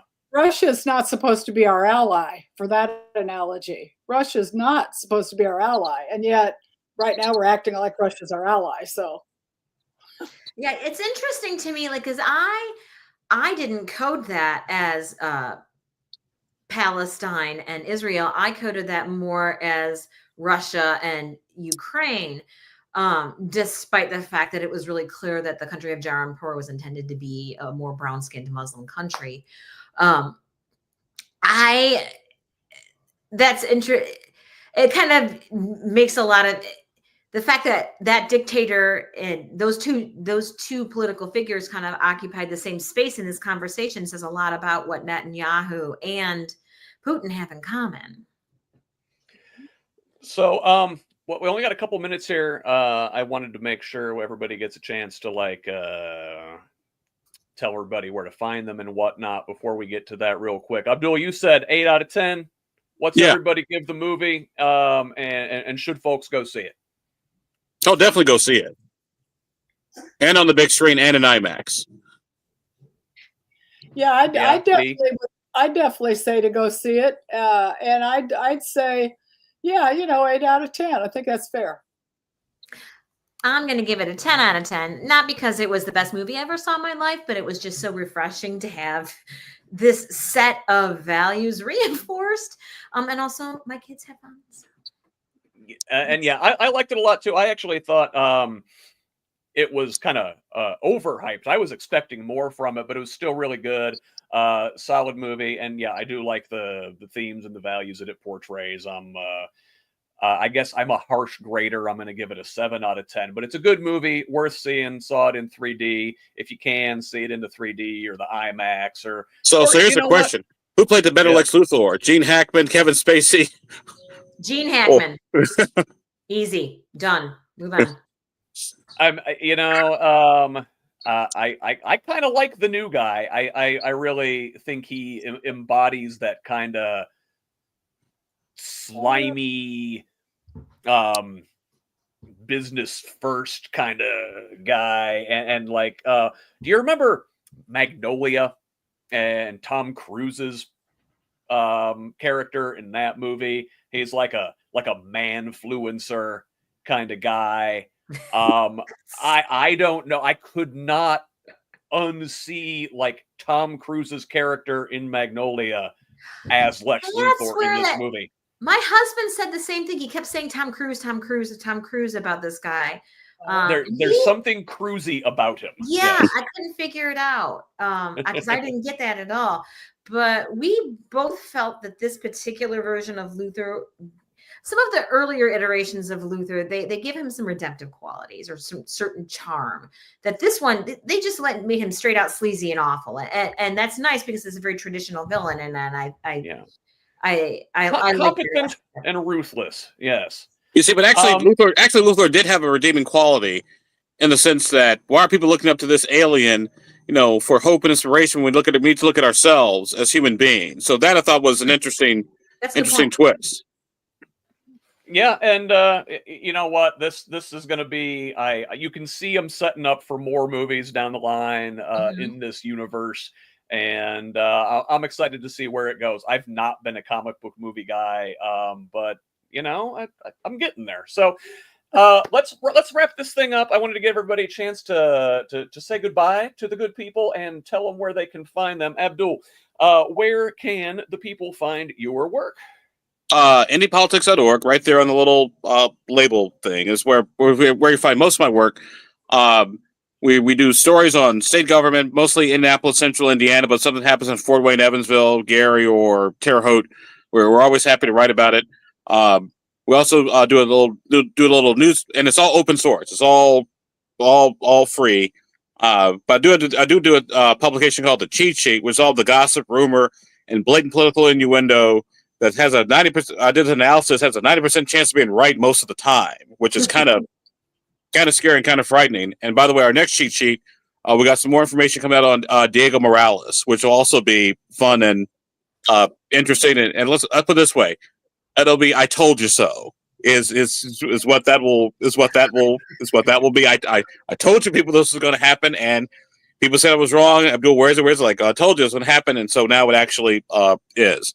Also, you can sign up for my daily email. We go through the newspapers, the night before, find like the top 10 stories in Indiana, so people can like look at it, synthesize it, and the whole 9 yards. So I also do a couple television shows, Indiana Issues, television, radio. So we're a big giant media whore. Always, I say media slut, but media sluts do it for free. Media whores get paid. Love it. Thank you, Abdul-Hakim Shabazz, Indy's finest proprietor of tea. Tracie Martin, where can the folks find you?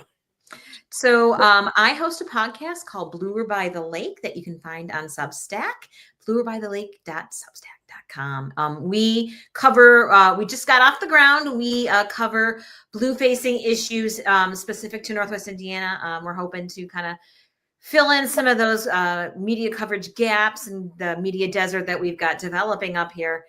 And I'm very excited. We're just about to launch our first sort of in-depth series where we explore LGBTQ plus religious issues up here in the area. And we just got launched on all of our social channels. I just posted my very first TikTok of all time the other day. We're on Instagram now. We have a dedicated Facebook page, and you can find us on Spotify and most places where you get your podcasts. We're on YouTube as well. I haven't been able to crack the Apple Podcast code because I still don't have a fucking Apple ID. Talk to me about that one after the show. I'll help you out, Tracie. Please. But yes, thanks for joining us. It's always a good time when you're here. And finally, Dee, do you even want the people to find you? Well, that's why I live in the country, Scott. But I live amongst the MAGA. Having said that, yes, I am on social media all over the place. I of course follow Abdul, have for some time, and Scott and everybody that I find. So I'll have to go find Tracie.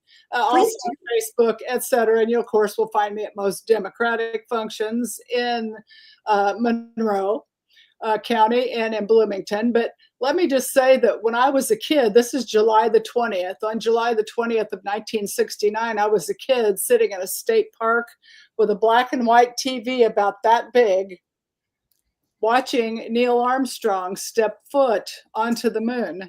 Stop it. He said, as I recall, he said, that's one giant step for man, one small step for man, one giant step for mankind. One giant leap for mankind, I believe is what he said. And so to me, that is, see what we can do when we work together. That was 56 years ago. Let's not take that long to get there again. Love it. And by the way, also, right. Dee, just to piggyback on that, there's another part of the line he said, good luck, Mr. Anderson, whatever, something like that lines. Yeah. And because he was a kid, his neighbors were the Andersons, and Mr. Anderson asked Mrs. Anderson to perform a sex act, and she said, I'll do it when that Armstrong kid walks on the moon. What?